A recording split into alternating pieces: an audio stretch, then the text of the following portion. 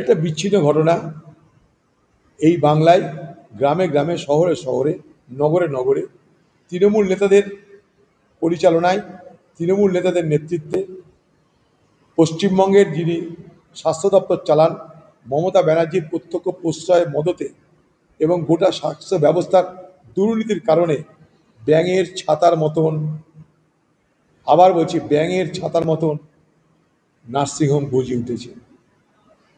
এবং প্রত্যেকটা নার্সিংহোম যেগুলো গজিয়ে উঠছে বেশিরভাগ মানে বেশিরভাগ সংখ্যাধিক্য নার্সিংহোম সেগুলোর মালিক তৃণমূলের নেতারা পয়সা চুরি করে, পয়সা লুট করে তারা এগুলো ইনভেস্ট করছে নার্সিংহোম, প্রাইভেট কলেজ এইসব ক্ষেত্রে। এগুলো রিয়েল এস্টেট বিজনেসের সঙ্গে সঙ্গে এই পার্মানেন্ট অ্যাসেট করে রাখার লোককে তৃণমূলের নেতারা তাদের লুটের টাকা এইভাবে বিনিয়োগ করছে।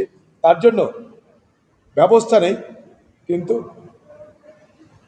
সেখানটায় নার্সিংহোম তৈরি হয়ে যাচ্ছে এবং তার শিকার হচ্ছে গিয়ে সাধারণ মানুষ। যেমন করে একজনের মৃত্যুর কথা বললেন, 1 লক্ষ টাকা দিয়ে একটা মৃত্যুর ক্ষতিপূরণ হয় না।